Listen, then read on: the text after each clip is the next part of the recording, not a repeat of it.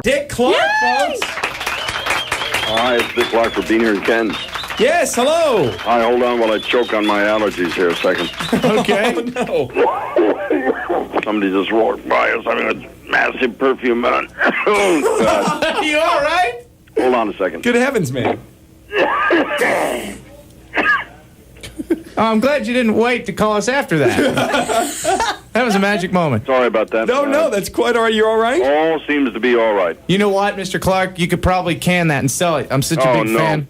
No, it's a weird thing that's come on me in the last few years. My mother had allergies. I never did. And all of a sudden, wham, bam, it'll hit you and you get the... It's not so bad when you can, stop and redo, but it's a little embarrassing every now and again.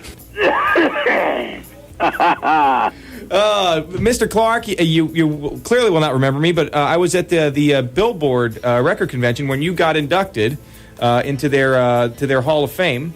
It was indeed an honor, and there's something weird about radio people. I have an affinity. It's probably a death wish because you're all crazy. No, but the truth is, I do 7 hours of radio a week, and to be acknowledged by men and women that I work with is a terrific thing. Well, I was nominated for Personality of the Year that year, and you read my name, but you didn't read it for the award. For the nomination, I don't hold you personally responsible or anything, sir. Here's where you bolster his ego and say, "Oh yeah, Beaner, I remember you." Well, you hold no grudges, right? No, not at all, not at all. I can still do the plug for tonight? Yes, by all means, the American Music Awards. Oh, that's it. You did it. Oh, such a joy. You're the executive producer, so I imagine you'll be sitting there with your hand on the bleep button. No, that belongs to the censor. I mean, that's another thing about the American Music Awards. I mean, Slash made history when he spoke the unspeakable a couple of years ago. Yes, I remember that. I mean, every station in the country was calling me saying, there was, the ABC affiliate saying, "What is this?" Blah, blah, blah. I said, wait a minute, guys.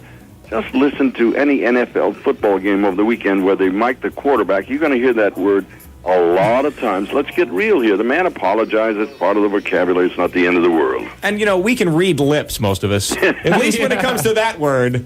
It wasn't hard to detect, friends. I've seen Jimmy Johnson let that one fly a couple of times. Yeah, I swear, people, guys especially, watch music award shows to see something like that happen. Women, they don't care about the awards. They don't care about all the stars. You know what they're interested in? The clothes. That's it. Yeah. What they are wearing or almost wearing, as the case may be. Any favorite stories about outfits in the past? Not that I want to repeat on me. Oh, come on, Nick, give us something. No, it's the thing, another one of those little goodies that makes the American Music Awards not look like the Oscars or the Emmys. It's a party. People are having fun. Well, you sure know how to throw a party. I mean, I know you just presided over the biggest one in Times Square history.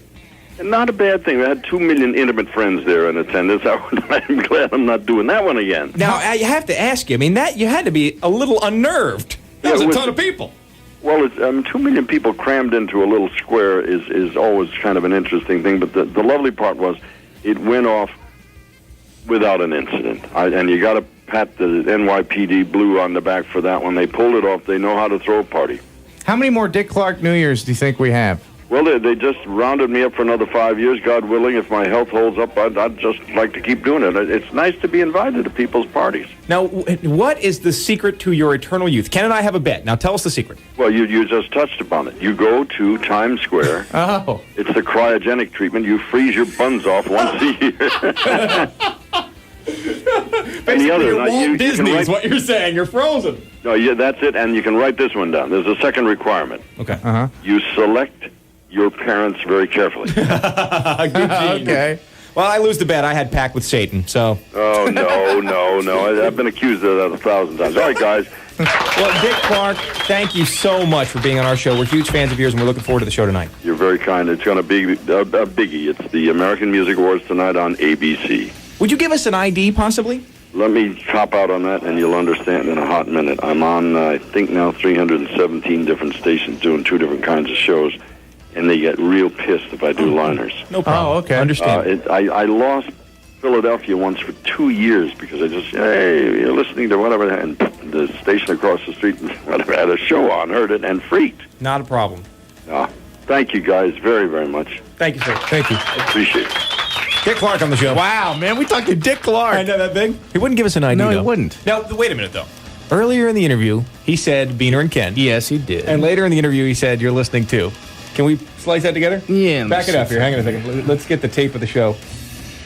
Hang on a second. Okay. See if you can edit that together. It was at the very beginning and then at the very end. And then I take Beaner and Ken, I just stick Clark, and see what we come up with here. All right, hit it. Hi, it's Dick Clark. You're listening to Beaner and Ken. All right. Deny us, will you? That's right. One more time here. Hi, it's Dick Clark. You're listening to Beaner and Ken. We got our ID anyway. We're always taping. Don't forget. Maybe I'll stick a in there.